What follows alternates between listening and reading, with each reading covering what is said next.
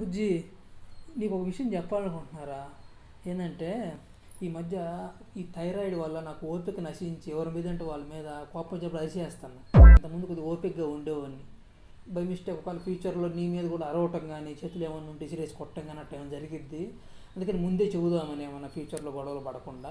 ఓకేనా? ఏమైనా కోపపడినప్పుడు అరిచినప్పుడు నువ్వు గొడవ పడకూడదు. ఎందుకంటే అది థైరాయిడ్ వల్ల. నాకు నీ మీద ప్రేమ ఉన్నా కానీ ఆ టైంలో కోపం వల్ల నీ మీద అరవచ్చు. అయితే నాకు థైరాయిడ్ ఉంది కదా కన్నా, నేను కూడా కొడతప్పుడు నేను కూడా కొట్టవచ్చు, అరవచ్చు, చేతులు ఏదన్నా ఇసిరేయచ్చు.